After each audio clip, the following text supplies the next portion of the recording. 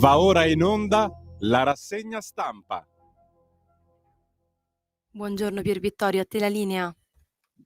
Buongiorno Sveva e buongiorno Italia, buongiorno alle nostre ascoltatrici e ai nostri ascoltatori, voi che siete dei patrioti innamorati della libertà. E allora Sveva ti chiedo conferma, mi sentite vero e vedete anche la condivisione dei giornali?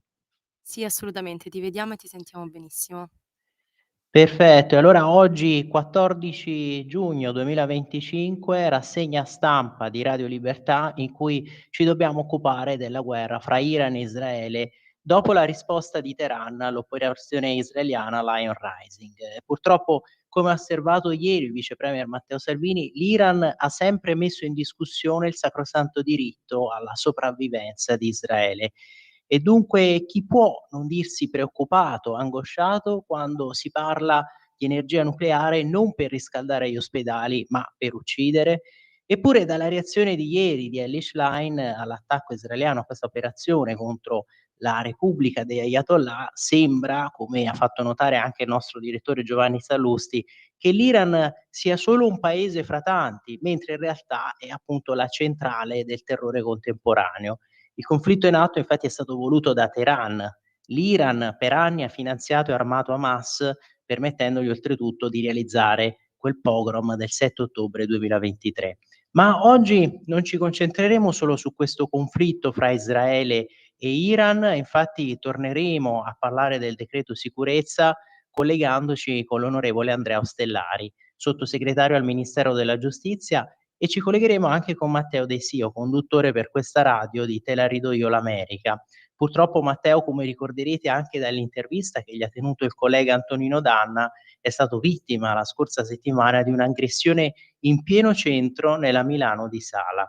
E siccome poi le vostre opinioni restano imprescindibili e sono infatti un prezioso mosaico di idee, di punti di vista, terremo il consueto filo diretto con voi. Quindi intervenite pure chiamando allo 0292947222, 3 volte 2 finale, oppure potete anche scrivere i vostri messaggi, quindi nei commenti, sotto la diretta Facebook delle pagine della radio e della Lega. Potete mandare anche i vostri messaggi vocali al numero WhatsApp della radio, ovvero il 340 67 09 659. Vi ricordo anche le nostre coordinate, quindi potete seguirci sempre dal televisore, dal canale 252 del digitale terrestre, ma anche dal canale digitale della Radio DAB, naturalmente come dicevamo dalle pagine Facebook di Radio Libertà e della Lega, e poi sempre dal nostro nuovo sito internet, quindi www.radiolibertà.net, che appunto con la sua nuova veste grafica ed editoriale è un vero e proprio giornale online. E naturalmente anche dalle app di Radio Libertà, quindi per i sistemi operativi iOS e Android. E per non farci mancare nulla in questa panoramica social, anche dal canale YouTube. E poi vi ripeto sempre, se siete stufi di questo panorama mediatico che è dominato dal politicamente corretto, abbonatevi a Radio Libertà, sosteneteci, basta veramente poco per aiutare una radio che rappresenta un unicum. Quindi potete andare infatti sulle sezioni abbonati e dona ora del nostro nuovo sito internet. Ma allora iniziamo proprio concentrandoci su questa guerra tra Israele e Iran, poi ovviamente consulteremo anche gli aggiornamenti dall'ANSA, dalle agenzie di stampa. E allora vedete la prima pagina di oggi di Libero è dedicata proprio a questo tema, cioè stanno pure con gli Ayatollah, sui compagni che sbagliano sempre e che si sono angosciati, no, per questo attacco, non rendendosi conto che ormai Israele, avendo visto imminente la preparazione comunque di ordigni nucleari, ormai Teheran era pronta a questa bomba atomica, alla realizzazione, l'attacco è stato un attacco in realtà di difesa preventiva. Israele attacca i siti nucleari dell'Iran che risponde al fuoco. La sinistra italiana si schiera dalla parte di Khamenei, scagliandosi contro Netanyahu e contro il centrodestra. Chiamata Meloni-Trump, no alla bomba di Teheran. L'Italia sostiene la mediazione USA. Polemiche pretestuose. E infatti su questo scrive appunto oggi Daniele Capezzone, raid mirati, ma qualcuno critica lo stesso. E infatti poi leggeremo che si è trattata proprio di un'operazione militare estremamente precisa, chirurgica. A margine delle valutazioni più generali sul conflitto Israele-Iran, c'è da considerare un punto di metodo che in realtà è profondamente rivelatore dei pregiudizi e della forma mentis di non pochi osservatori. Per mesi, a torto o a ragione, i critici di Israele, a questo punto possiamo dirlo ipocritamente, avevano invocato l'assoluta preferibilità di azioni mirate rispetto a iniziative militari generalizzate e indiscriminate. Il mantra era sempre quello: occorre agire in modo chirurgico con operazioni appunto che sono precisamente indirizzate, no, verso gli obiettivi militari, quindi non con operazioni che invece potrebbero riverberarsi negativamente su vittime civili o su persone comunque innocenti. E quindi fa notare Daniele Capezzone, questo c'era stato ripetuto, no, negli ultimi mesi, alla fine in sostanza anche comunque a partire dal 7 ottobre 2023, adesso che abbiamo registrato degli attacchi così precisi, no, indirizzati proprio contro obiettivi militari, lo stesso è partito questo coro di no, di condanne, soprattutto a sinistra. Il tema riguarda in particolare la situazione a Gaza. Qui vedete poi nella foto centrale della prima pagina di Libero di oggi addirittura le distanze che potrebbero coprire i missili balistici in dotazione proprio alla Repubblica Islamica.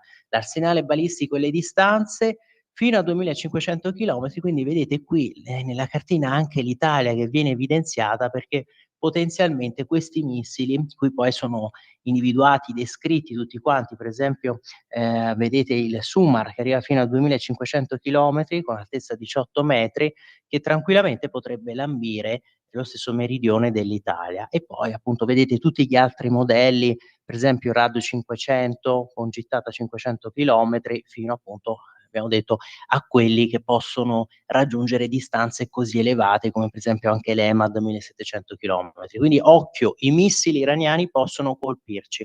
La Repubblica Islamica può crollare di colpo e ovviamente i tanti commenti di questa vicenda ormai bellica si può definire, si concentrano anche su quella che potrà essere la tenuta del regime, anche comunque sulle finalità dello stesso attacco, cioè Israele pensa di riuscire comunque a capovolgere il regime e a far sorgere un regime comunque filo-occidentale o probabilmente questa mossa riuscirà soltanto ad indebolire per il momento il regime degli Ayatollah che potrebbe ancora tenere.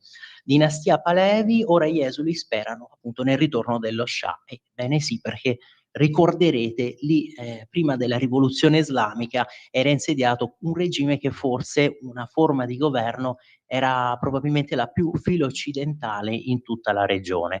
Sul tema ovviamente l'editoriale di Mario Secchi oggi dalla parte giusta da 25 anni e quindi Secchi con orgoglio rivendica la linea di Libero che è sempre dalla parte giusta della storia e quindi per la libertà. Libero che ha compiuto 25 anni, questo quarto di secolo non ha mai avuto dei dubbi sulla sua collocazione. Noi sappiamo da che parte stare, è un punto fermo dichiarato dalla nostra testata. Siamo impegnati ogni giorno sul fronte della libertà. Il 18 luglio del 2000 il nostro quotidiano si presentò come una voce unica, originale, non conformista, con un linguaggio nuovo e il coraggio di sostenere idee scomode, lontane dalle rassicuranti ambiguità del giornalismo ciclo-stilato. Quando Al-Qaeda colpì il cuore dell'America, noi fummo dalla parte giusta della storia senza cambiare mai idea, senza dimenticare e perdonare. Ecco perché 24 anni dopo siamo sempre quelli che non hanno paura di chiamare le cose con il loro nome, ecco perché sosteniamo Israele e il popolo ebraico, il suo diritto a esistere, ecco perché l'azione militare contro il progetto nucleare dell'Iran va sostenuta, va appoggiata. Questo è il vero progetto di genocidio, ossia l'uso proprio dell'arma atomica contro Israele e la Repubblica degli Ayatollah non ha mai fatto mistero, no, di voler ricorrere appunto a questa mossa.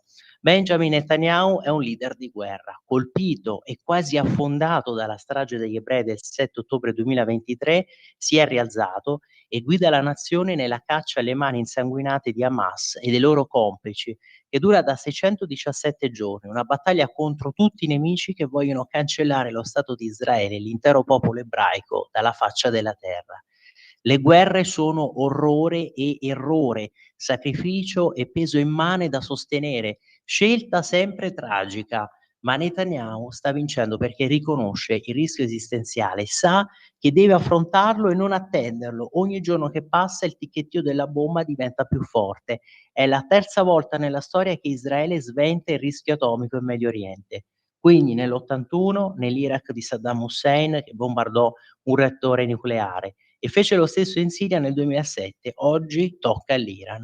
Dovremmo essere grati a Israele e invece sentiamo appunto queste critiche, queste geremiadi. Qui vedete l'editoriale prosegue a pagina 14, ci andiamo, poi ovviamente vediamo anche le altre pagine, le commentiamo assieme e passiamo anche alle altre testate d'area. Vedete qui da 25 anni Libero che resta dalla parte giusta della storia. E allora sentiamo, no, sempre queste critiche, le urla degli antisemiti. Non è storia, è il presente, non sono fatti lontani, accadono a poche migliaia di chilometri da Roma e Milano, a portata di missile iraniano, come abbiamo visto proprio dalla cartina in prima pagina, come mostra il grafico che appunto pubblichiamo. Quella di Teheran è una minaccia concreta alla nostra vita. Come ha scritto Amit Segal su The Free Press, Netanyahu vuole distruggere il programma nucleare iraniano. L'Ayatollah Khamenei vuole distruggere Israele. La neutralità in questa partita a scacchi con la morte non è possibile. Diventa ignavia, irresponsabilità, bandiera bianca. Ecco, e qui sui negoziati poi leggeremo anche tante riflessioni, questi negoziati per il programma nucleare iraniano, perché giustamente tanti osservatori hanno fatto notare, ma probabilmente si è arrivato a questa situazione anche per colpa degli errori di Obama, che è stato così indulgente con gli ayatollah, così tollerante, e lo stesso Trump a un certo punto, leggeremo anche l'analisi, no, di Rampini, probabilmente ha recitato questo ruolo assieme a Netanyahu, cioè di poliziotto buono che continuava comunque a tenere un po' le fila di un negoziato, ma in tandem probabilmente con lo stesso Netanyahu, perché se a un certo punto si continuano i negoziati, ma si vede che dall'altra parte si viene presi in giro, perché poi alla fine non c'è una vera volontà di uscire dal programma nucleare per fini militari, ecco che poi a un certo punto bisogna intervenire e bisogna evitare proprio che si arrivi alla dotazione di un'arma atomica. Qui vi leggo la conclusione, siccome vedete il tempo corre, sono già le 8:22. Israele è circondato da nemici che lo attaccano su tutti i lati, via mare, cielo, terra. Netanyahu in 2 anni di conflitto ha cambiato lo scenario del Medio Oriente e contro questo nemico multiforme la strategia è stata quella di tagliare le teste dell'idra islamista, queste teste della piovra. I terroristi di Hamas sono sconfitti, mentre l'utile idiota occidentale fa di tutto per concedere ai tagliagole di continuare a governare Gaza con l'assassinio. Hezbollah in Libano è stato piegato e Beirut ha la possibilità di uscire dall'incubo fondamentalista creato da Hassan Nasrallah, eliminato, e dalle sue milizie che appunto sono state decimate. In Siria il regime di Assad è caduto, il sovrano dell'orrore è in esilio in Russia, ormai ridotto a essere un fantasma. La teocrazia iraniana pensava di poter guadagnare tempo e costruire la bomba, ma ora trema e il sistema di potere dei capi religiosi dei Pasdaran sembra vicino all'implosione. E infatti tanti anche qui hanno giustamente valutato anche tutti i buchi della difesa aerea dell'Iran, perché gli stessi ayatollah hanno rimediato una figuraccia. Poi vedremo, rianalizzeremo tutte le figure, no, dei vertici dell'amministrazione militare e comunque anche dello stesso programma nucleare, gli scienziati coinvolti. Ecco, tutto questo vertice, questo sistema che è stato decapitato, con sicuramente un attacco che è stato meditato, pianificato nel tempo. Ecco perciò anche questa precisione chirurgica, però di certo il regime degli ayatollah non ha fatto una bella figura. La storia non procede mai in linea retta, può fare grandi balzi in avanti o tornare rapidamente indietro, ma Netanyahu ha rotto lo status quo del terrore e messo in moto la storia. La stiamo vivendo, accade ora.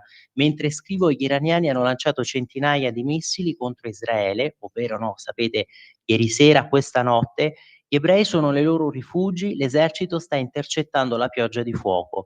La nostra pace, quella conquistata con la guerra 80 anni fa, è nelle mani di Israele.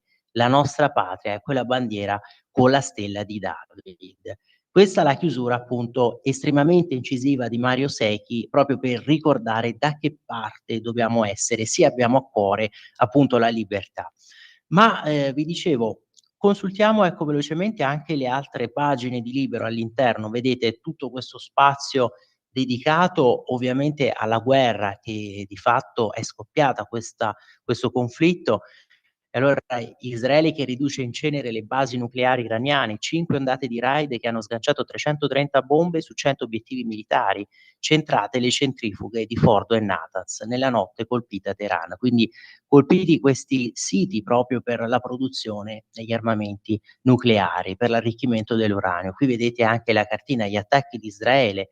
Sono state riportate esplosioni qui a Tabriz, vicino a un centro di ricerca nucleare e a 2 basi militari e poi Natanz, Arak, Isfahan e la stessa capitale Teheran. Le esplosioni a Teheran, per esempio vedete, qui vicino Bid-Kaneh, attaccati diversi siti di sviluppo missilistico, Farasad è crollato un edificio residenziale e poi la base militare di Partin. Qui nella cartina invece, qui in basso che vi sto mostrando, appunto la città di Teheran, la capitale. Khamenei che risponde al fuoco, almeno 35 feriti a Tel Aviv, ma, probabilmente avete visto anche gli ultimi aggiornamenti, ANSA, Corriere, si parla già di quasi già 3 morti israeliani. Vedete adesso vi apro velocissimamente, anzi ve la riaggiorno pure la pagina del Corriere, dal sito. Israele, Iran, notte di attacchi, colpito edificio a sud di Tel Aviv, 3 morti, la TV di Teheran, abbattuti droni spia. È guerra. Se colpite i civili, nel mirino i leader politici. Questa appunto poi la risposta di Israele. Andiamo anche sull'ANSA, ecco, giusto proprio per aggiornarci, perché ovviamente poi tanti articoli sono andati in stampa sulle testate che stiamo leggendo, sui giornali della carta stampata e probabilmente non tengono tutti conto degli aggiornamenti che ci sono stati questa notte. Vedete, nuovo attacco dell'Iran contro Israele, 3 morti e decine di feriti, qui siamo sull'ANSA delle 8:26.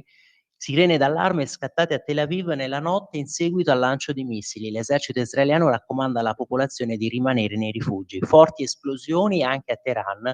Una colonna di fumo si è alzata dall'aeroporto della capitale. L'Iran condanna la complicità degli USA negli attacchi. E su questo tema torneremo perché c'è chi accusa Trump e gli Stati Uniti di doppio gioco, anche quando lo stesso Trump ha commentato noi lo sapevamo, ma non eravamo coinvolti e insomma lo si vuole accusare dell'atteggiamento tipico di chi sta a guardare, probabilmente di chi non ha dato un vero semaforo verde, ma si è detto un semaforo arancione, anche per cercare di capire probabilmente come evolverà la situazione e soprattutto se questo regime degli ayatollah possa cadere dopo che ha già visto, no, la decapitazione, dicevamo, di alcuni dei suoi vertici militari e anche di queste sue teste tra gli scienziati appunto legati al programma nucleare iraniano.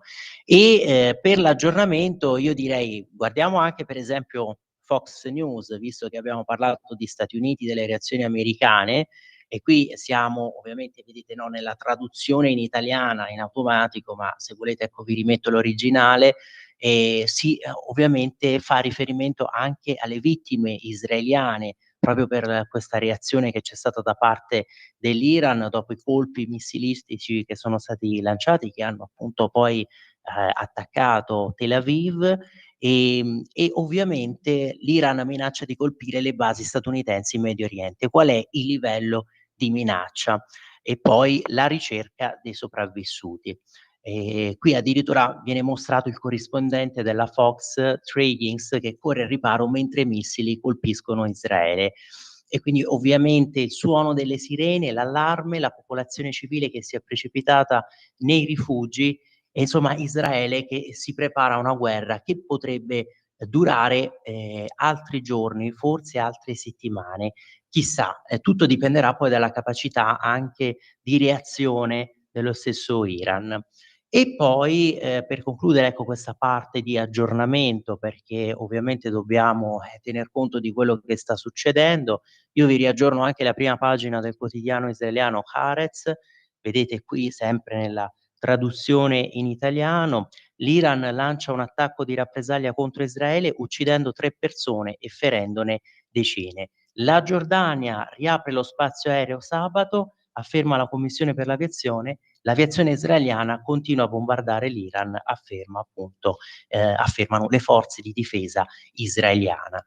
E poi ovviamente non poteva mancare la BBC, anche qui ve lo riaggiorno di modo tale che siamo proprio in diretta, live come si suol dire, quindi la traduzione: Israele e Iran si scambiano colpi d'arma da fuoco durante la notte con esplosioni udite a Gerusalemme e Tel Aviv. In Iran Scusami dolore Pier per le vittime Vittorio, civili. Sì, dovremmo dare la pubblicità al volo. 8:30, giusto, giusto Sveva, allora fra pochissimo. Radio Libertà. Veniamo da una lunga storia e andiamo incontro al futuro con spirito libero per ascoltare tutti e per dare voce a tutti. Di nuovo a te la linea. Grazie Sveva. Allora vedete qui dall'aggiornamento della BBC io continuo sempre a ricaricare la pagina perché ovviamente non si sa mai che possa arrivare qualche altro nuovo spunto in aggiornamento. Vedete qui sempre nella traduzione, ma se volete ve lo metto appunto nell'originale in inglese. E quindi questa azione di Israele che potrebbe produrre un cambio di regime in Iran. E poi un altro tema, un altro argomento su cui ovviamente ci soffermeremo è che cosa succede della politica estera adesso repubblicana o in generale di Trump, perché Trump che lotta quindi con ovviamente questa situazione ha a che fare con anche una base repubblicana, vedremo che forse è divisa, perché rimaneva ancora questa forte componente isolazionista, quindi fatica a comprendere Trump il messaggio sull'Iran, mentre i repubblicani divergono appunto sull'attacco, proprio perché rimane questa componente, se vogliamo, isolazionista. Ma allora torniamo invece sul Libero, anche per terminare questa parte sulla testata diretta da Secchi. Vedete l'errore fatale di Hezbollah ha provocato Gerusalemme, le milizie sciite sono state decapitate insieme alle reti di gruppi armati che Ayatollah avevano costruito per annientare lo Stato ebraico, dal Libano alla Siria, tutti contro i mullah. E poi le 4 figure principali, quando stavamo dicendo appunto dei vertici decapitati in questo attacco, quindi fra i vertici militari e gli scienziati nucleari iraniani, qui vedete iraniani, vedete le foto che sono stati eliminati nell'attacco israeliano di ieri, vi erano anche Amir Ali Hajizadeh, Mohammed Bagheri, Hossein Salami, Ali Samkhani.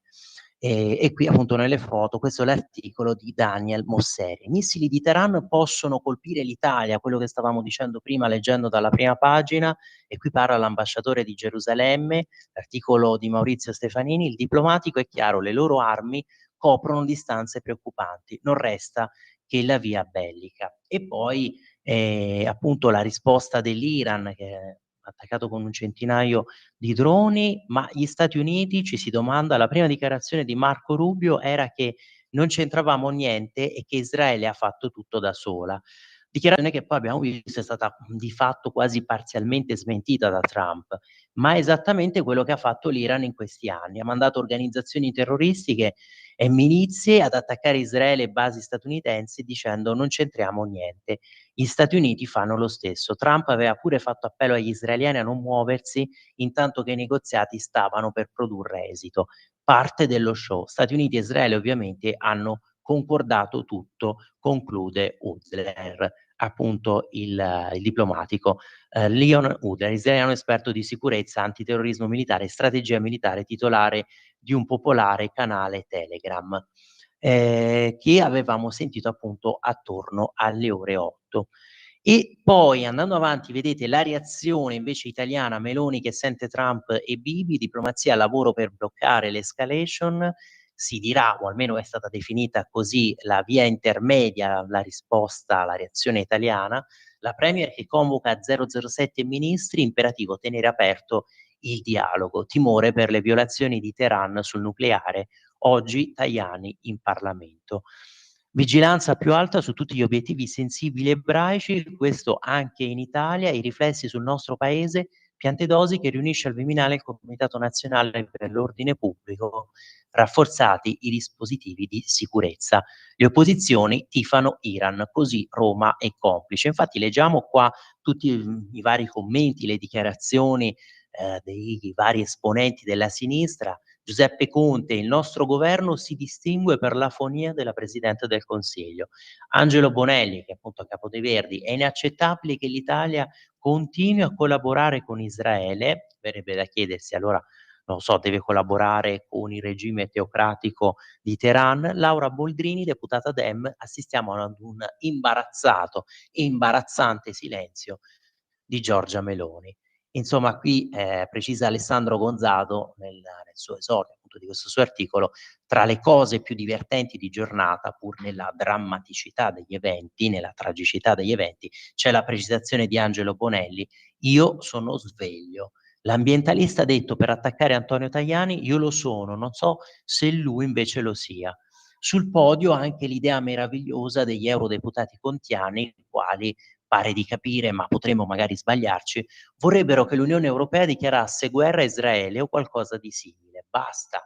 L'Unione Europea smetta di tollerare l'arroganza di Netanyahu e reagisca alla sua strategia di terrore. La comunità internazionale, con Bruxelles in testa, ha il dovere di condannare con forza questa continua e sanguinosa escalation. Le reazioni invece della borsa: Milano che ha perso 1,28%, un punto percentuale, 28 appunto centesimi, contraccolpo per le borse europee in calo per via delle tensioni geopolitiche in Medio Oriente dopo l'attacco condotto da Israele nei confronti dell'Iran. L'incertezza sui possibili sviluppi ha spinto gli investitori a ridurre l'esposizione al rischio. A Milano l'indice infatti del MIB, FTSE MIB, in chiusura cede, appunto dicevamo, l'1,28%, e sul listino ancora invece in rialzo gli energetici, per esempio con A2A a più 0,9%. E andando avanti per questa parte, vedete la pace attraverso la forza, quello che è il vero pensiero di Trump.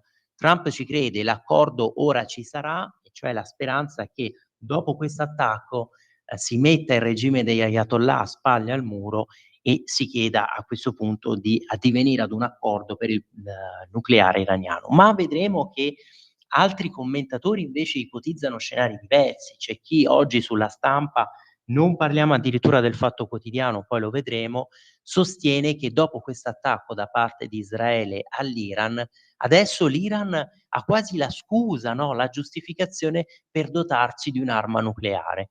Secondo De Donald, dopo i danni subiti, l'Iran abbandonerà i programmi sul nucleare, in cantiere il cambio di regime. E invece il Cremlino si offre per mediare. Il presidente russo Vladimir Putin ha avuto conversazioni telefoniche con il presidente iraniano e il primo ministro israeliano Benjamin Netanyahu. Lo riporta il Cremlino citato da Interfax. Putin ha espresso le sue condoglianze alla leadership e al popolo iraniano. Ci sono state significative vittime umane anche tra i civili, si legge nella dichiarazione diffusa dopo i 2 contatti telefonici. Il capo del Cremlino ha sottolineato che la Russia condanna le azioni di Israele che violano la Carta delle Nazioni Unite e il diritto internazionale. La parte russa ha pienamente sostenuto gli sforzi per risolvere pacificamente la situazione relativa al programma nucleare iraniano e ha presentato iniziative volte a trovare accordi accettabili. E insomma, nella parte in cui, no, si scrive che si afferma che la Russia condanna le azioni di Israele che violerebbero la Carta delle Nazioni Unite e il diritto internazionale, ovviamente si potrebbe obiettare, beh, insomma, da che pulpito allora, vista l'invasione all'Ucraina? Ma quella è tutta un'altra lunga storia e ovviamente adesso invece qui ci stiamo occupando anche della reazione americana, possibile coinvolgimento. Per l'Iran, Stati Uniti e Israele sono il grande Satana o il piccolo Satana. Sì, perché nella Costituzione della Repubblica Islamica sono scolpiti quasi come dogmi, no? Questi 3 punti, questi 3 principi, cioè la riconquista della Mecca da sottrarre comunque alle forze sunnite, e poi la guerra contro il grande Satana occidentale americano e soprattutto la liberazione del Medio Oriente da Israele, la cancellazione dello Stato ebraico proprio dalle cartine. Loro lo sono questi grandi avversari per l'Iran, lo sono da 46 anni. dalla rivoluzione del 79 dell'Ayatollah Ruhollah Khomeini, che aveva bisogno di bersagli esterni per catalizzare il consenso interno, scusatemi. Satana o meno, impossibile che il grande non sappia che cosa fa il piccolo, quindi nel rapporto tra Stati Uniti e Israele. Infatti il presidente americano Donald Trump ha dichiarato al Wall Street Journal di essere stato informato, preavviso, punto di domanda, non è stato un preavviso, sapevamo che cosa sta succedendo, di aver parlato più volte con Benjamin Netanyahu giovedì e che aveva in programma un'ulteriore telefonata. Il presidente ha definito l'operazione un attacco di grande successo, per usare un eufemismo. Ha detto di aver dato all'Iran un'opportunità dopo l'altra per raggiungere un accordo sul nucleare e ha aggiunto: finché hanno qualcosa da perdere, possono ancora farlo. Ha messo anche in guardia da attacchi già pianificati, che saranno ancora più brutali, e ha invitato Teheran a raggiungere un accordo prima che non rimanga più nulla. Tuttavia il presidente, qui vi leggo dalla conclusione, si troverebbe a dover gestire le reazioni in patria. Non solo i democratici, infatti, che fin dall'attentato del 7 ottobre convivono con una spaccatura interna, ma anche i repubblicani nutrono dei dubbi. I falchi filo-israeliani che non volevano un accordo con l'Iran e la sua infrastruttura terroristica, ora sostengono Gerusalemme senza defezioni. Gli ayatollah faranno del male a un singolo americano, quella sarà la fine degli ayatollah, ha aggiunto Tom Cotton, presidente della commissione intelligence del Senato. Invece i più aperturisti verso Teheran e gli isolazionisti invece hanno appunto condannato gli attacchi e mettono le mani avanti. Non è la nostra guerra, dicono, e si chiedono: ma se perseguissimo invece un cambio di regime, chi poi arriverà a sostituire questi ayatollah? Intesa fallita, Teheran si è servita di Barack Obama per arrivare a un passo dalla bomba nucleare. Quello che stavamo, no, dicendo prima, pochi giorni fa l'Agenzia internazionale per l'energia atomica aveva lanciato l'allarme proprio sulle riserve di uranio arricchito, ormai giunte a livello critico anche per l'impiego militare. Qui la precisazione: con Joe Biden tra il 2021 e il 2022 le negoziazioni erano riprese per questi accordi, no, con appunto l'Iran, ma davanti all'atteggiamento ondivago della controparte nel voler rispettare paletti imposti, e sì, perché c'era stata sempre questa altalena, vi ricordate, nemmeno Biden compie un effettivo passo distensivo. Un patto dichiarato morto è un nuovo capitolo da scrivere, con il ritorno in scena di The Donald, che da una parte parla di un potenziale conflitto massiccio con il regime e dall'altra invece apre alla possibilità di trovare un punto d'incontro, con le recenti trattative a cui fa da sfondo anche Roma, che ad aprile ha ospitato, ormai usiamo il passato prossimo, ha ospitato le rispettive delegazioni. 2 mesi dopo il messaggio da Washington è sempre quello: o l'Iran accetta le nuove condizioni oppure metta in conto attacchi più brutali. E allora, chiudiamo questa parte, andiamo sulle altre testate. Qui vedete le ulteriori valutazioni comunque su quello che è accaduto, per esempio, chi sostiene il regime è in crisi potrebbe crollare all'improvviso, Beni Sapti. Per l'esperto dell'Università di Tel Aviv la mossa decisiva è stata azzerare i vertici militari e poi colpire le centrali. E poi Reza Pahlavi è già pronto per governare, e qui invece è l'attivista filomonarchico Behnoud Kashe. L'attivista politico monarchico: fino al 79 i rapporti con lo Stato ebraico sono stati eccellenti, grazie allo Shah. E infatti la domanda: c'è qualcuno che si sta preparando a prendere il posto degli ayatollah, quindi a colmare questo eventuale vuoto? Sua Altezza Imperiale, il principe Reza Pahlavi, ha dichiarato più di una volta di essere pronto ad assumere le redini come parte di un governo di transizione che porti a elezioni democratiche e al ristabilimento dell'Iran come una democrazia progressista, laica ed egualitaria per tutti i suoi cittadini, indipendentemente dalla loro diversità. Il 64enne Reza Pahlavi, primogenito dell'ultimo Shah di Persia, Mohammed Reza Pahlavi, e della terza moglie Faridabad, ha lasciato con la sua famiglia l'Iran nel 79, proprio mentre infuriava la rivoluzione islamica. Da allora vive in esilio, è cittadino statunitense. Più di una volta più di una volta ha accusato il regime degli ayatollah della morte di centinaia di migliaia di innocenti, e ritiene che a Khamenei vadano attribuiti l'attacco del 7 ottobre e i conflitti in Siria, Iraq, Libano e Yemen. E allora vi leggo intanto anche i messaggi che ci sono arrivati. Per esempio, Dario: "Ma se si accetta il principio per cui Israele può attaccare perché si sente minacciato, in futuro chiunque potrà fare lo stesso. Anche l'Iran avrebbe potuto attaccare perché Israele ha le armi nucleari. Israele ha sbagliato." Qui appunto Dario ci manda questo messaggio che, se vogliamo, è quasi controcorrente, no, rispetto a tutto quello che prima abbiamo sentito, letto e commentato. Però attenzione Dario, qui un conto è che magari uno Stato potrebbe impazzire, no, e decidere di attaccare, di utilizzare armi atomiche. Un conto quando c'è un regime, quello degli Ayatollah, che non ha mai fatto mistero di voler cancellare Israele dalle cartine, che ha sempre dichiarato che quello è lo scopo, diciamo quasi primario, costitutivo.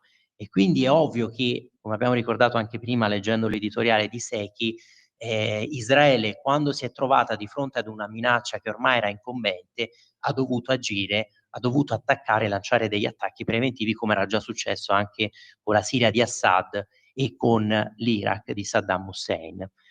E poi ci scrive Maurizio: "E ricordiamoci come la Francia ha coccolato e protetto Khomeini sino al suo rientro alla fuga dello Shah. Poi ha provveduto ad uccidere subito i suoi alleati di sinistra filorussi e tutto, e quindi tutto diventò Islam, scusatemi, e terrorismo internazionale. Obama non ha capito anche qui nulla sull'atomica iraniana. Viva Israele." E infatti Maurizio, prima appunto abbiamo anche ricordato che probabilmente si è arrivato a tutto questo anche per i tracheggiamenti di Obama, che appunto si era mostrato così indulgente, così conciliante, però si era visto che alla fine questi negoziati, queste trattative per il programma nucleare iraniano venivano trascinate stancamente dagli Ayatollah, dal regime iraniano, e evidentemente proprio con quello scopo lì. E poi ci scrive anche Marila da Caspoggio: "Ma se Israele ha colpito in operazioni chirurgiche ben 100 obiettivi militari in Iran, da dove partono questi ingenti attacchi missilistici di risposta che lo stanno colpendo?" Ecco, effettivamente no, questo primo attacco israeliano non ha potuto colpire e devastare tutte le basi missilistiche iraniane. E quello che però si è fatto notare, Marila, è che comunque l'uccisione di questi scienziati coinvolti nel programma è un durissimo colpo, perché qui si è trattato proprio di far fuori di elementi che oltretutto alcuni avevano studiato in Russia, eccetera, di elementi che appunto stavano lavorando a questo progetto da anni e che sicuramente disponevano di segreti che non possono essere rimpiazzati così facilmente. Quando poi si ha a che fare appunto con questi cervelloni, lo sapete benissimo, lo sappiamo anche dalla storia della seconda guerra mondiale, ovviamente le potenze avversarie a guerra finita cercano anche, no, di come dire, accaparrarsi certi segreti. E vi ricorderete anche come era andato a finire con il programma missilistico nazista di von Braun, che sostanzialmente poi molti di quei vertici sono stati, come dire, quasi prelevati, no, dalla potenza americana, e proprio per evitare che nel conflitto che poi stava avvenendo, quello della guerra fredda con l'URSS potesse trarne vantaggio, e quindi quegli scienziati nazisti tedeschi comunque poi di fatto che sono passati a collaborare con gli Stati Uniti. E appunto anche lì vi ricorderete le accuse, perché di fatto si è chiuso un occhio di fronte a persone che erano coinvolte negli scempi, negli orrori, o comunque che avevano collaborato con il Terzo Reich.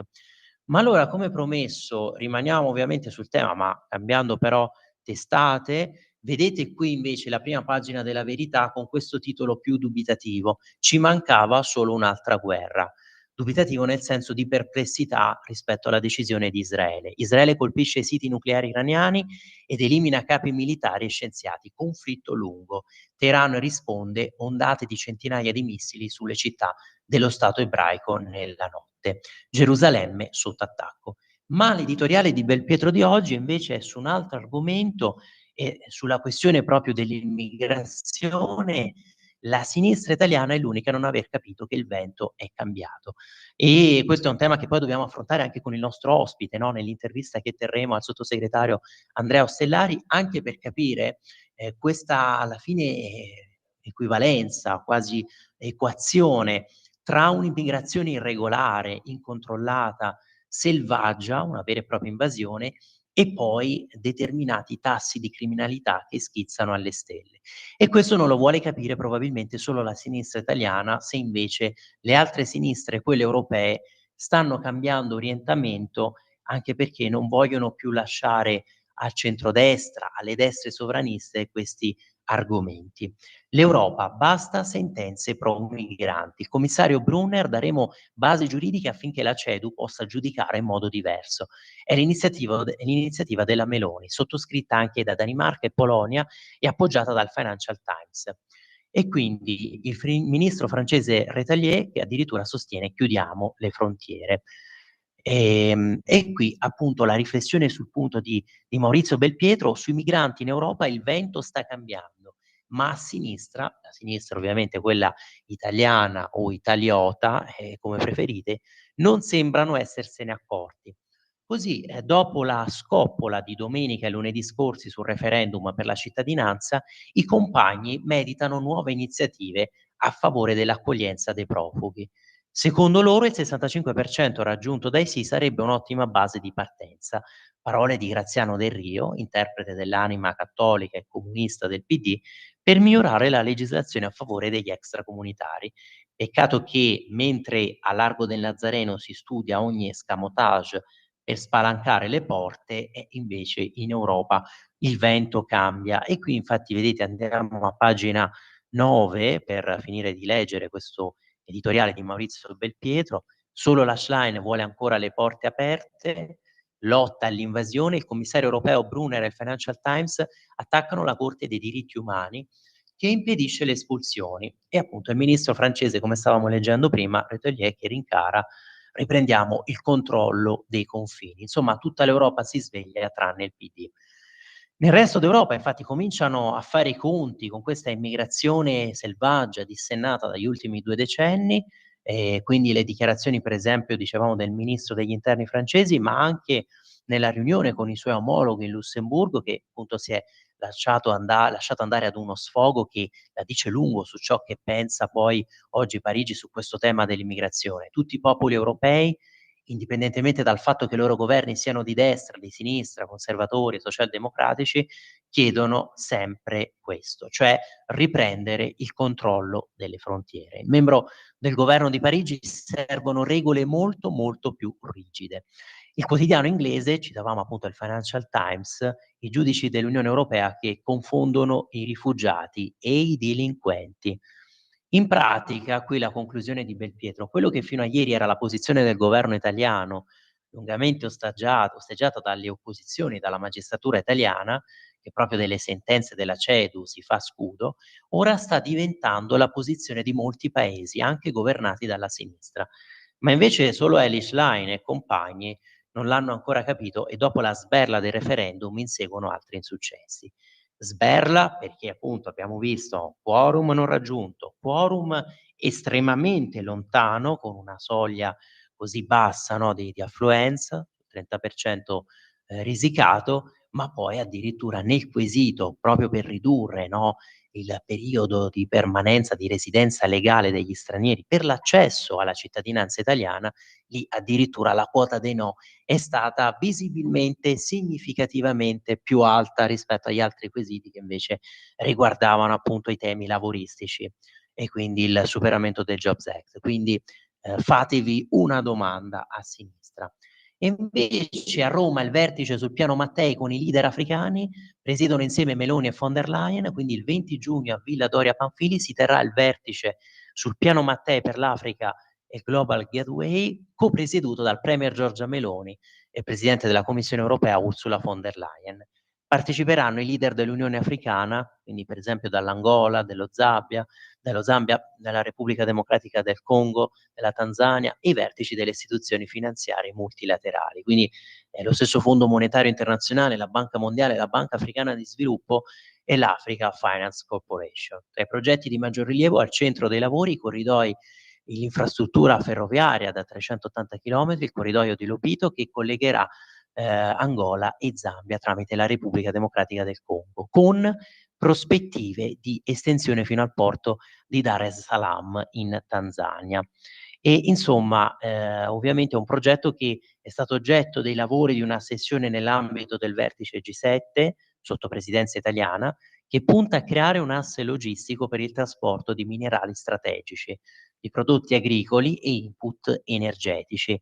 In agenda anche il potenziamento dell'interconnessione digitale Blue Raman, che oggi prevede appunto il collegamento tra India, Europa e Medio Oriente e il sostegno alle filiere produttive agroalimentari del continente africano e il rafforzamento delle catene di approvvigionamento. Ma invece, rimanendo sempre qui, sulla verità, a pagina 9, vedete che cosa è successo qui nella struttura di Don Biancalani, la parrocchia che chiude per ristrutturazione, gli immigrati trasferiti in altre strutture, e se vi ricordate ce ne eravamo già occupati in altre, rassegne stampa, di tutto quello che era successo poi in questo centro, della valanga di reati commessi, del disagio patito dai residenti, dal coro di proteste. Ebbene, adesso, dopo l'ordinanza del sindaco di Pistoia sulle criticità igienico-sanitarie, la parrocchia di Vico Faro, guidata appunto da Don Massimo Biancalani, chiude per ristrutturazione. Lo fa sapere il vescovo di Pistoia, Fausto Tardelli, che in una nota spiega che Vico Faro chiuderà solo provvisoriamente. Gli ospiti immigrati verranno trasferiti in altre strutture. Ma sempre a proposito di questa uguaglianza tra equazione tra immigrazione selvaggia, migrazione clandestina, irregolare e criminalità, un'altra notizia di cronaca nera con protagonista uno straniero. Muratore egiziano violenta una donna davanti al figlio di soli 4 anni. Questa è una notizia che è stata rilanciata anche da altre testate. Vedete, l'uomo stava facendo dei lavori a casa della vittima, che poi è stata sequestrata e stuprata per ore. Il caso più recente ad opera di violenza, ad opera di stranieri, era stata quella di 3 cittadini stranieri accusati di violenza sessuale di gruppo durante il concerto del 1° maggio a Roma. Questo appunto come episodio precedente, no, di violenza sessuale commessa da stranieri. L'aggressione era avvenuta proprio sotto al palco del famoso, famigerato concertone tanto caro ai compagni democratici. I 3 furono subito arrestati, come richiesto dal ministro dell'Interno Matteo Piantedosi, grazie anche alla collaborazione degli operatori della Polizia della Questura di Roma e la collaborazione della vittima. Ma anche lo scorso aprile nel Modenese una sessantenne era stata aggredita mentre faceva jogging e poi violentata da un ragazzo straniero minorenne, pensate, ospite di un centro per minori stranieri non accompagnati. E invece nella vicenda appunto di questo muratore egiziano, proprio per il timore di essere uccisa e per proteggere il suo bambino, che la donna dopo la prima violenza, ha preso atto poi dell'impossibilità di resistere, si è dimostrata arrendevole, fino a riuscire a calmare l'uomo e a convincerlo a uscire nel pomeriggio, almeno per comprare da mangiare, soprattutto per il piccolo. Così la donna, dopo diverse ore, ha convinto il suo aguzzino ad uscire di casa insieme a lei ed è riuscita quindi ad avvicinarsi ad una guardia giurata, lasciando intendere di essere in pericolo e chiedendo all'uomo di chiamare la polizia. Nel frattempo il giovane criminale, che aveva capito ormai di essere in trappola, è fuggito facendo momentaneamente perdere le sue tracce, nonostante numerose squadre di agenti, sia delle volanti che della squadra mobili, si siano subito messe alla sua ricerca. Contemporaneamente invece gli investigatori, coadiuvati dalla polizia scientifica e coordinati dalla procura di Biella, si sono recati nell'appartamento per repertare le tracce del reato. E allora, per completare questa parte di rassegna stampa sulla verità, vedete, ritorniamo velocissimamente sulla prima pagina di oggi, con ancora un focus sulla Milano di Sala. Lo stavamo dicendo prima ricordando la vergognosa, violenta aggressione che ha subito anche il nostrissimo Matteo De Sio. Poi, come vi dicevo, ci collegheremo anche con lui, no, per intervistare assieme il sottosegretario Andrea Ostellari. Vedete, Milano bollente, Beppe Sala, il verde per finta che invece stermina piante e alberi. Scrive Giorgio Gandola, Giuseppe Sala è verde soltanto a parole, nelle nuove piazze riqualificate da San Babile a Cordusio mancano gli alberi. Il risultato, appena salgono le temperature, si trasformano in isole di calore. Al posto di piante il sindaco preferisce tappezzare Milano di piste ciclabili di scarsa utilità. E poi sempre il grande tema del Covid, che sapete è un po' uno dei cavalli di battaglia, editorialmente parlando, della Verità, Commissione Covid, il CTS ha salvato le mascherine farlocche dopo averle bocciate. Ne scrive Patrizia Floderreiter davanti alla Commissione parlamentare d'inchiesta sul Covid. Fabio Ciciliano, già componente del comitato che ratificava i pareri dell'INAIL relativi a mascherine prive di marchio e certificazione CE, ha confermato che il CTS approvò lotti di mascherini che aveva bocciato alla prima verifica. Quindi pensate un po', già bocciate subito al primo check e poi invece approvate. Lezioni di Pride ai bimbi con i quattrini della Toscana, questo è un altro scandalo, no? Che ha fatto ovviamente trasecolare la stessa Lega, che ha annunciato un'interrogazione in regione, la Toscana che finanzia con i quattrini dei contribuenti un evento dell'Arci di Pontedera che invita bambin, poi qui non lo so, una vocale mista, cos'è la cifra 3, boh, per rendere una sorta di schwa, insomma, sempre per il solito gender fluidismo di questi soloni, no? Del politicamente corretto, dell'inclusivismo, per bambini o bambine, quello che volete, dai 6 anni in su, l'invito a colorare magliette in preparazione del Pride. L'associazione che si schermisce dicendo che la richiesta è partita da alcune mamme e appunto invece la Lega che ha annunciato un'interrogazione in regione. Ma a proposito di regioni, la Puglia, qui scrive Francesco Borgonovo, la sanità pugliese a pezzi, ma Emiliano spende 1 milione per ovuli congelati. Da qualche anno la Regione Piemonte, tramite il progetto Vita Nascente, prova a fornire un sostegno a donne in difficoltà che potrebbero scegliere di abortire per motivi economici affinché sia loro garantito il diritto di essere madre. E invece la regione guidata da Emiliano, la Regione Puglia, qui vedete, scrive Borgonovo a pagina 14, adesso vi ci porto, ecco, anche per zoomarvi, la pagina stessa da Emiliano, quasi appunto 1 milione per spingere le donne a congelare i loro ovuli. La sanità pugliese è allo sbando, ma la regione finanzia la procreazione assistita, Provita che denuncia pressioni indebite sulle giovani, la pratica non è sicura. E insomma, questa per la parte ideologia al potere. I requisiti avere, pensate, fra 27 e 37 Pier anni, Vittorio, un ISEE. scusami, andiamo un attimo in pausa. Sì, grazie Sveva, giustissimo. Ladri e rapine? Chiama Sicurbet e installa Dialogos.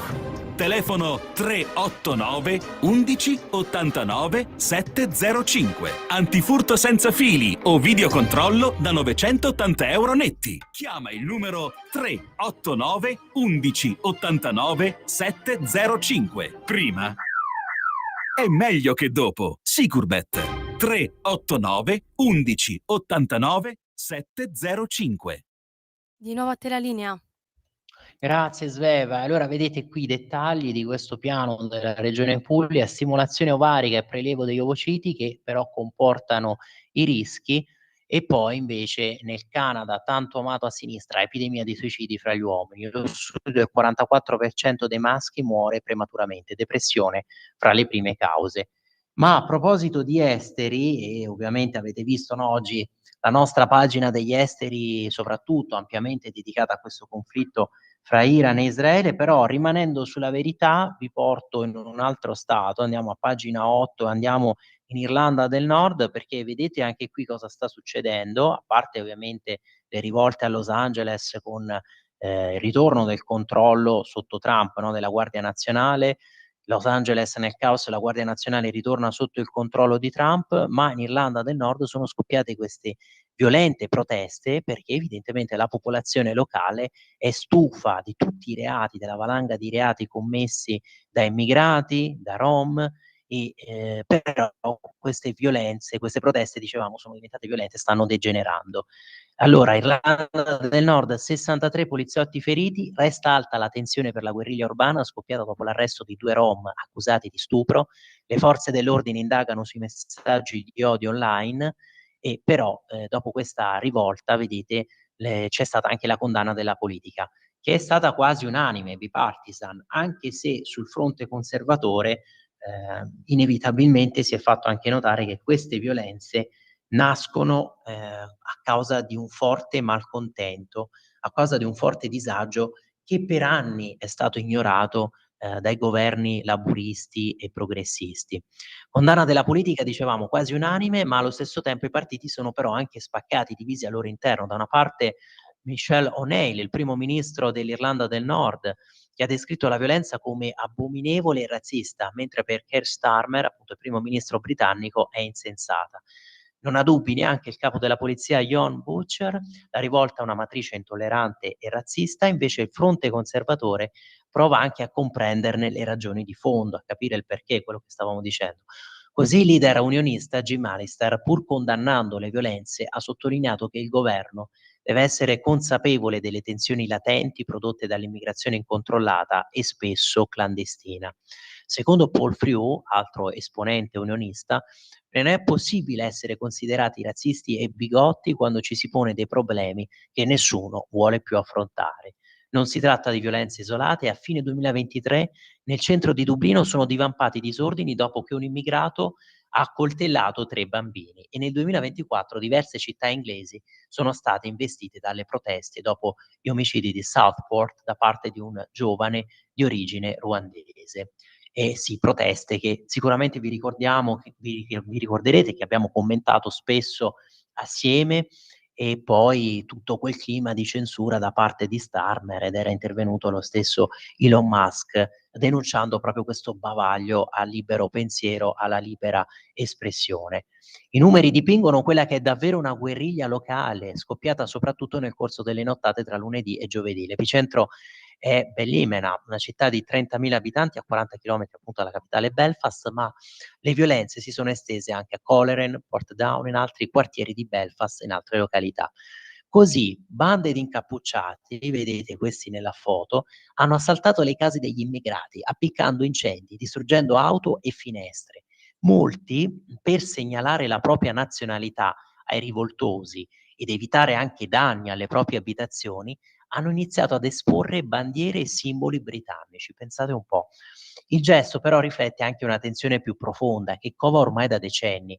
È il risentimento legato alla deindustrializzazione, alla chiusura delle fabbriche, all'arrivo di immigrati, che spesso si traduce questo arrivo in manodopera a basso costo, e alla sensazione generale di essere stati completamente abbandonati dalle autorità. Lo spettro dell'insicurezza, nello specifico, trova conforto anche nei numeri. Infatti, il Police Service of Northern Ireland, il corpo di polizia dell'Irlanda del Nord, può avvalersi solo di 6.200 agenti, una cifra assai lontana rispetto ai 9.000 stimati nel 2001, anno della sua fondazione.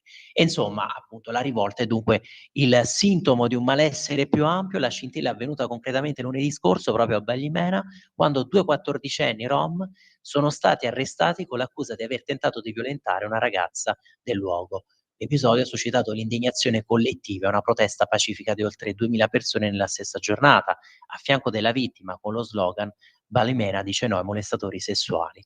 Alcuni manifestanti però hanno deviato dal corteo iniziando ad attaccare case di immigrati, in primis cechi, rumeni, slovacchi e altri originari dell'Europa orientale. Sono seguite intere nottate di violenze contro gli stranieri e la polizia, lanci di pietre molotov, automobili e abitazioni incendiate. Alcuni immigrati si sono barricati nella propria abitazione nascondendosi nelle soffitte, negli armadi, e altri sono fuggiti. Ma allora, completiamo invece la parte, no, di questa area delle testate di centrodestra, appunto, quindi andiamo sul giornale, vedete prima pagina di oggi, anche qui dedicata a questo scontro tra Israele e Iran, guerra al male, Israele che attacca l'Iran. E allora missili e droni sui siti militari nucleari, eliminata la prima linea di comando di Teheran, Trump, missioni eccellenti. Europa al lavoro per una de-escalation, la Meloni che appunto sente Washington. E poi la riflessione a pagina 12 di Fiamma Nielsen, la rivincita dopo il 7 ottobre è una battaglia di libertà. Da novembre l'impresa compiuta ieri era stata programmata perché altrimenti Israele avrebbe pagato con la vita, esatto, proprio con il rischio di un'arma nucleare che sarebbe stata utilizzata contro di lei, contro appunto lo Stato israeliano. La riflessione di Alessandro Sallusti, un avvertimento ai regimi in nome della democrazia. Questo appunto dalla prima pagina, che ovviamente, no, come sapete potete vedere anche da giornalone. Leggiamo questa prima parte: è vero che nelle guerre c'è sempre un elemento di irragionevolezza, ma in quella dichiarata ieri da Israele all'Iran degli ayatollah le ragioni decisamente prevalgono sul resto.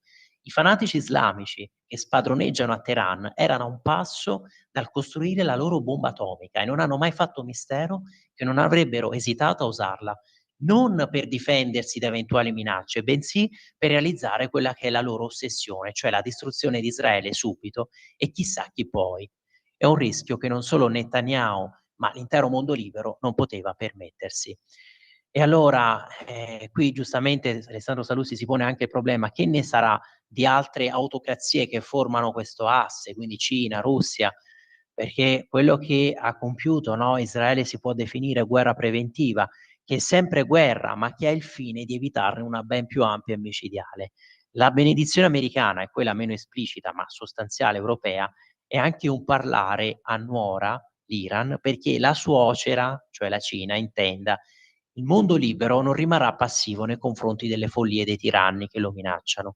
E quindi che succede adesso? Se Cina e Russia, come altamente probabile, staranno fuori dalla questione, il regime iraniano è con le spalle al muro, abbandonato del tutto anche dal mondo arabo, che ieri non è solo stato zitto, ma che probabilmente ci ha messo del suo per il successo del base israeliano. Se gli ayatollah non reagiranno, rischiano la rivolta interna. Se reagiranno malamente, dovranno vedersela anche con l'America. A loro la scelta di come speriamo morire e restituire l'Iran al suo popolo dopo 50 anni di feroce dittatura religiosa, appunto di feroce teocrazia islamista.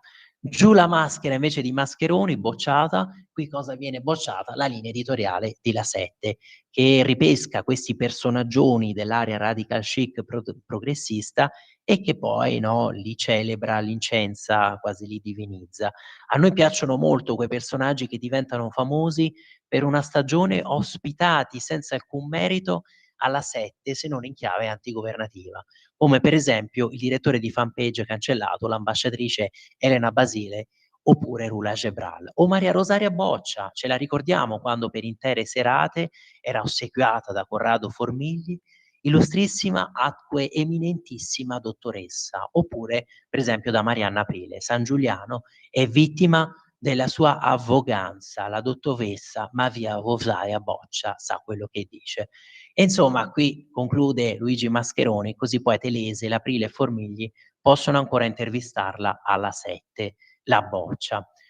Visto che c'è addirittura adesso un'altra boccia che è stata cavalcata dalla sinistra, quella che si era impegnata, no, a Roccaraso e che si era anche schierata per il referendum. Allora, a proposito appunto del giornale, io però vi segnalo anche pagina 8, 12 e 14, prima di passare alle altre Pier testate in questo rush. Vittorio? Sì, Scusami, sì. visto che sono Sì. le 9:12 c'è il senatore in linea. Ah, perfetto, grazie, grazie mille Sveva, grazie senatore per averci raggiunto e ci scusi anzi per l'attesa. Ci sente? Eccoci qua, buongiorno a tutti, buongiorno anche a chi ci ascolta. Grazie, grazie mille, è veramente un onore poterla avere come nostro ospite e avevamo detto che appunto oggi con lei avremmo trattato ecco, tutto un altro tema, cioè quello della sicurezza, il tema del decreto sicurezza. E allora, come ha commentato lei, senatore, è stato un addio, no, a una certa illegalità diffusa, è stato questo decreto sicurezza invece un bentornato alla legalità. Una legalità che però, lo dicevamo anche prima, la sinistra italiana sembra quasi ignorare, perché poi abbiamo visto anche le reazioni, i commenti, da parte soprattutto per esempio della Schlein, che aveva detto: "Beh, più che sicurezza c'è volontà di repressione". E insomma sembra anche poi alla luce degli ultimi fatti di cronaca nera che questa sinistra sembra sempre più scollegata rispetto alla realtà. Beh sì, una sinistra ideologica, una sinistra che non ha capito che poi questo provvedimento contiene una serie di strumenti utili richiesti dal basso, richiesti dai cittadini, richiesti anche ovviamente dalle forze dell'ordine che operano ogni giorno, e lo vediamo anche dalle cronache, in favore della libertà maggiore per tutti noi. E l'aver raggiunto questo obiettivo forzamente voluto dalla Lega è stato un atto importante per tutto il governo e finalmente vengono protette le persone per bene, le persone che soffrono di più. Pensiamo ad esempio al caso delle case occupate, no? Anche qui, per certa sinistra evidentemente è più importante garantire il diritto alla casa, certo, ma alla casa tua, non certamente il diritto ad entrare nella casa di qualcun altro e di appropriarsene come un fenomeno che abbiamo invece voluto reprimere. Finalmente questi immobili occupati abusivamente, occupati con la violenza, con la minaccia, sono restituiti al cittadino e in questo, devo dire, abbiamo già avuto molti riscontri nelle nostre città e finalmente quindi vengono restituite al legittimo proprietario. Ma così anche tutta una serie ulteriore di interventi, così come quelli che riguardano anche il tema famoso delle borseggiatrici. Anche qui hanno detto che la destra, o comunque che noi vogliamo inserire e portare in carcere i bambini. Nulla di più falso. Noi abbiamo tolto quella ipocrisia cavalcata dalla sinistra che vedeva il rinvio obbligatorio dell'esecuzione della pena nei confronti della madre o della donna incinta. La maternità non può essere utilizzata come uno scudo penale e su questo anch'io stesso mi sono battuto per la formulazione di quella norma. È una norma innovativa, è una norma che dà giustizia ed è una norma che consente al giudice di decidere se quella donna può rimanere libera o invece necessita di entrare. Peraltro anche qua un sacco di bugie, non entrano nel carcere abbandonate con i bambini in mezzo alle celle, entrano all'interno di un ICAM. Un ICAM è una struttura dedicata ed è una struttura che consente quindi da un lato di garantire anche il diritto del minore, ma dall'altro di togliere questa ipocrisia per cui se tu sei incinta, se tu hai un bambino fino ai 3 anni, rimanevi impunita e continuavi a commettere reati. Ecco, questo credo che sia un messaggio utile, adeguato, è un messaggio che riporta nel nostro paese il tema delle regole e del rispetto. E poi ancora, ovviamente utili strumenti a favore delle forze dell'ordine.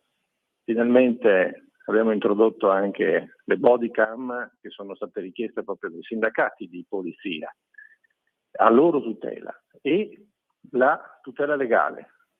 Se un poliziotto, se un appartenente alle forze dell'ordine oggi viene coinvolto nell'ambito del suo servizio, nell'esecuzione quindi di un'operazione che sta compiendo in un procedimento penale, qui lo Stato sarà al suo fianco e non più quindi un suo nemico. E sono messaggi fondamentali, importanti, che mirano proprio, ripeto, alla tutela della maggiore libertà, maggiore sicurezza per tutti noi.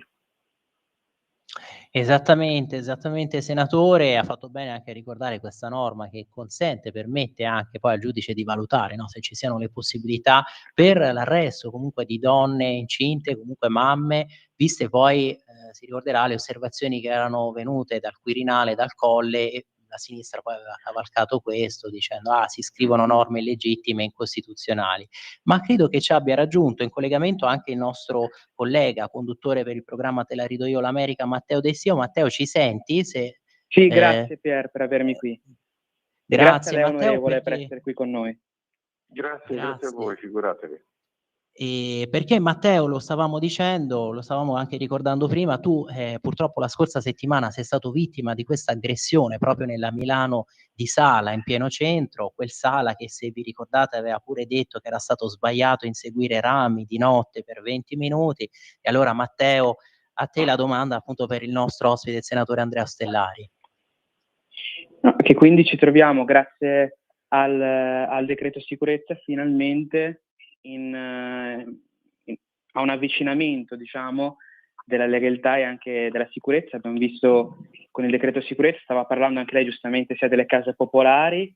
Questo secondo me è una notizia molto importante che dovrebbe essere ancora più tra virgolette sponsorizzata, perché abbiamo visto le case popolari che finalmente non saranno più sotto il dominio di un gioco che, come è successo per tanti anni, era in mano alla criminalità organizzata, oppure a persone che magari avevano parenti che ne avevano usufruito, ma che poi la utilizzavano loro stessi come se fosse un'eredità, più che invece un aiuto che lo Stato o il comune dà a delle persone in difficoltà.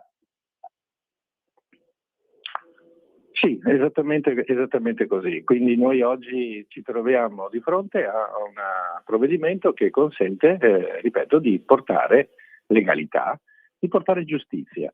La giustizia in questo caso mira a tutelare la persona più debole, la persona che ha diritto alla sua casa, è un diritto costituzionalmente garantito.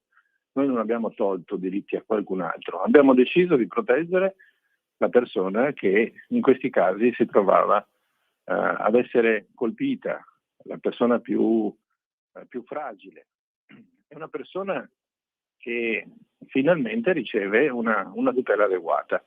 Così come, guardate, anche un altro importante tassello che abbiamo inserito è quello che riguarda la tutela delle persone anziane.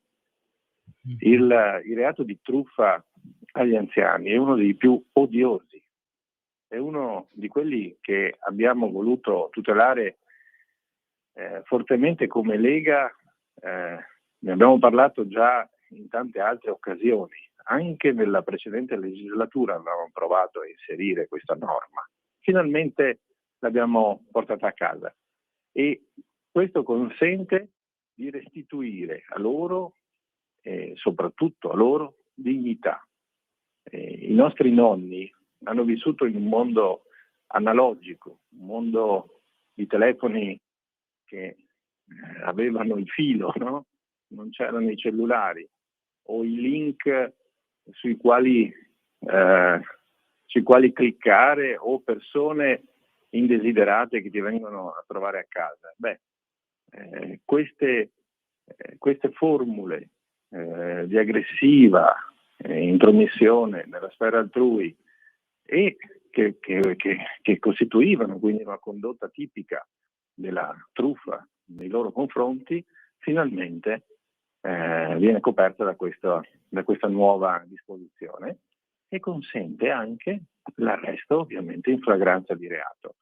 E finalmente quindi i nostri nonni saranno più sereni e più liberi. Esatto, perché spesso tutte queste truffe e poi, onorevole, commentando anche per esempio gli ultimissimi fatti di cronaca, no, come la tragica morte del brigadiere Carlo Regrottagli, che è stato ucciso proprio durante un conflitto a fuoco con dei banditi. Ecco, oltretutto mancavano anche pochissime ore al suo pensionamento. Giuseppe Cruciani alla Zanzara aveva affermato, parlando proprio della mancanza di reazioni da parte del solito mondo progressista, inclusivista: non vedremo nei prossimi giorni una mobilitazione, una manifestazione come è successo con il caso Rami. Insomma, per questa sinistra la sicurezza non sembra proprio una priorità, però abbiamo visto, senatore, che in tutta Europa un po' il vento sta cambiando e si vogliono anche riscrivere delle norme in modo tale che poi la stessa Corte europea non stia sempre a sindacare tutte le scelte dei legislatori, dei governi nazionali a proposito dei respingimenti, a proposito dei rimpatri. perché poi quelle indicazioni che venivano dai giudici europei erano stati anche, diciamo, dei pretesti, degli spunti per alcuni magistrati, sempre per dichiarare illegittime le decisioni del governo che riguardassero lo stretto della migrazione. Sì, poi guardate, se mi consentite banalmente, anche il risultato degli ultimi referendum, io credo siano sintomatici. La sinistra non parla più con i cittadini, non è più vicina alle persone che chiedono ovviamente protezione, che chiedono aiuto.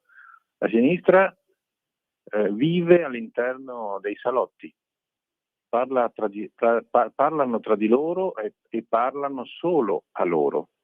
E questi sono i risultati.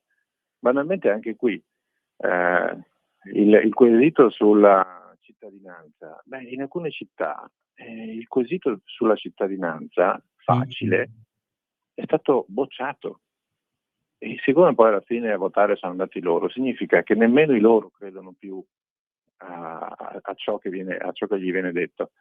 Quindi è una riflessione che questa, anche questa va fatta, dovrebbero farla prima di tutto loro, ma probabilmente è utile pure a noi, per capire che cosa? Che quello che stiamo facendo è giusto, quello che stiamo facendo viene percepito bene dai nostri cittadini, e quello che stiamo facendo finalmente riporta il nostro paese ad essere un paese anche modello e di riferimento anche per gli altri paesi europei. Assolutamente sì, e infatti prima abbiamo citato proprio l'editoriale di Maurizio Belpietro di oggi sulla Verità, pagina 9, solo la Schlein vuole ancora le porte aperte, perché appunto il commissario europeo Brunner e il Financial Times che attaccano la Corte dei diritti umani che impedisce le espulsioni. Ma allora Matteo, a te la conclusione con l'ultima domanda per il nostro ospite. Esatto, dato che citavi sia il mio di fatto recente, sia noi avevamo letto insieme, Pier, la questione addirittura di giovani sempre più violenti, come anche il trapper Touché. Volevamo chiedere all'onorevole come migliora la situazione nelle strade per le persone di tutti i giorni, grazie al decreto sicurezza. Migliora mettendo a disposizione delle forze dell'ordine una serie di dispositivi maggiori per cercare di fare al meglio il proprio mestiere, e migliora portando finalmente le regole di moda, e anche riportando il tema del rispetto verso chi rappresenta lo Stato e verso chi quindi indossa la divisa. E questi temi sono fondamentali nella visione che noi abbiamo di comunità. Una comunità quindi attenta ai più fragili, una comunità attenta alle regole, una comunità che vuole vivere sicura. E la sicurezza è uno dei pilastri fondamentali per vivere in libertà. Noi questo vogliamo fare, questo stiamo facendo, e questo vogliamo anche insegnare ai nostri figli. Gli esempi di cui hanno bisogno i figli sono i buoni esempi, che ovviamente arrivano da tutti noi, devono arrivare da tutti noi. Non credo che i nostri ragazzi abbiano bisogno di esempi tipo quello di Baby Touché. Se qualcuno qui non sta bene e continua a commettere atti di quel genere, può prendere anche un aereo e andarsene altrove. Magari poi, una volta lontano dall'Italia, forse comincerà a capire che qui si stava meglio. Assolutamente sì. E allora, senatore, veramente l'ultimissima riflessione, perché siamo in chiusura. Abbiamo oggi ovviamente commentato questa ampia pagina degli esteri per il conflitto che è scoppiato appunto tra Israele e Iran. Matteo Salvini però è stato chiarissimo. Ci sono paesi che vogliono negare il diritto alla sopravvivenza dello stesso Israele. Tra questi paesi proprio il regime degli Ayatollah, l'Iran. Ecco, oggi Federico Rampini a pagina 38 del Corriere della Sera appunto analizza quella che può essere la reazione di Trump, e lo stesso Matteo Salvini aveva detto ci auspichiamo che adesso Trump possa intervenire. Lei pensa che probabilmente questi attacchi riusciranno anche a far cambiare idea agli ayatollah, comunque a desistere dal loro programma nucleare iraniano, e si riuscirà ad ottenere una de-escalation, visto che comunque l'Unione Europea, l'Occidente sta lavorando per questo, la stessa Meloni è intervenuta sul punto, insomma tutte le diplomazie hanno anche l'interesse a cercare di stemperare le tensioni. Ma io ho colto positivamente anche la cabina di regia permanente che è stata istituita, no, a Palazzo Chigi, dove peraltro è stato anche proprio presente Matteo Salvini come vicepresidente del Consiglio. E credo che sia assolutamente necessario essere lì per capire esattamente quali possono essere le azioni, per cercare di stemperare, di riportare la situazione alla normalità. Credo che l'America di Trump ovviamente sia fondamentale in questo, credo che sia utile, assolutamente fondamentale, che si mettano a testa bassa per cercare di trovare una soluzione adeguata. Come sapete, insomma, per noi la guerra non è certamente la soluzione utile. Lì credo sia fondamentale, quindi un'opera che può essere svolta sicuramente dal nostro paese, dovrebbe essere svolta meglio dall'Europa, e in questo però dobbiamo fare squadra e cercare di evitare conseguenze più gravi, dannose, che possano coinvolgere magari anche persone, anche italiani, che ovviamente sappiamo non ancora essere lì in quei territori. Assolutamente sì, infatti è stata anche una delle prime indicazioni del governo italiano, ovviamente per occuparsi degli italiani che sono ancora in Iran.